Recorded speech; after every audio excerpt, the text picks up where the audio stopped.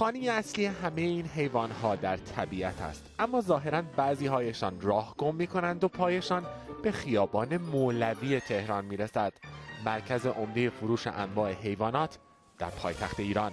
نمونهش این شیر.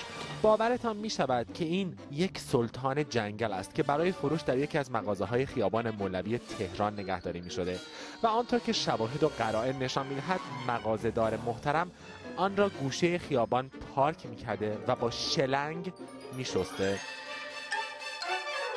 آقای فروشنده دل شیر داشته و پول فراوان دارن طرفداران نگهداری این حیوانات در خانه. دلالان حیوانات وحشی در خیابان مولوی پول میگیرند، حیوان جور میکنند. میمون بخواهید 1.5 میلیون تومان آب میخورد. طول شیر 8 تا 10 میلیون تومان. بچه ببر بخواهید 4 میلیون تومان و مار این مدلی 2 میلیون تومان. دامپزشکای تهرانی تجربه های عجیب و غریبی دارند. ما داشتیم موردای اینجوری زیاد هم داشتیم، حالا میمون و ایگوانا و کروکودیل و اینجور چیزا جای خودش. من یک مورد داشتم که یک شخصی به من زنگ زد شاید 3 سال پیش و این شخص با من که صحبت میکرد من احساس کردم که این سوالش عجیبه. بعد گفتم حیوانتون چیه؟ گفتش که حیوان من یک گربه است. بعد آخر حرفش به گربه نمیخوره داستان. بجود حالا واقعا حیوانتون چیه؟ گفت ببره. و من ازش خواهش کردم که بیارتش بیمارستان. من که اون زمان من تشخیص دادم که این واقعا نیاز به مراقبت‌های پزشکی بیشتری داره، ولی متاسفانه اون شخص نیاورد و من فکر میکنم که بعضیشون میترسن از اینکه بیان پیش ما.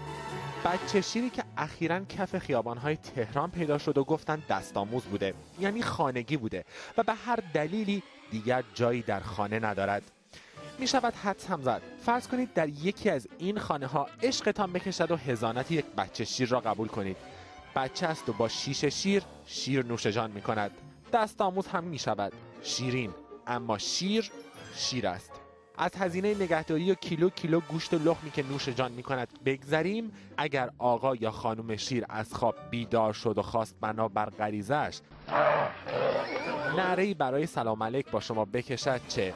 مثلا مثل این بچه شیر تهرانی. پس تکلیف حیوانات وحشی تا اندازه روشن است. از حق و حقوقشان که بگذریم، خیلی ها ممکن است از ترس بیخیال نگهداریشان بشوند. اما آنطور که محمد هادی حیدرزاده مشاور شهردار تهران در امور محیط زیست اخیراً گفته، تهرانی های حیوان دوست بعضی وقتها شیفته خوش‌شخصی این حیوان هم میشوند. میمون راحت خرید و فروش می شود، وحشی نیست، نعره هم نمی کشد، عاقل هم هست و خیلی زود رفیق فابریک می شود. قیمتش هم که از دیگر اهالی حیات وحش ارزان تر. خانواده پریمات‌های نخستیان با ما قرابت فامیلی دارن از لحاظ جانورشناسی، به خاطر همین بیماری‌های مشترک خیلی زیادی با ما دارن و اصولا ما از لحاظ علم دامپزشکی به کسی توصیه نمی‌کنیم که از خانواده میمونسانان یا همون پریمات‌ها حیوانی رو به عنوان پت نگهداری کنن. پت های متعارف اصولا شرایط بهتری میشه باهاشون رفتار کرد. ما الان راجع به حتی خانواده نخستیان کیت های تشخیصیشو نداریم تو ایران و حتی میتونم بگم ممکنه یک سری از بیماریاش ناآگاه باشیم، برای همین واقعا میتونن خیلی مخاطرات زیادی برای خانواده ها ایجاد کنن. چطوری؟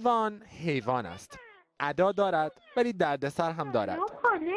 حالت چطوره؟ طرفدار حقوق حیوانات بودن البته که خوب است، اما پای نگهداری اهالی جنگل در اتاق خواب که به میان میآید، عقل هم چیز خوبی است. تو خوبی؟ علی همدانی، BBC.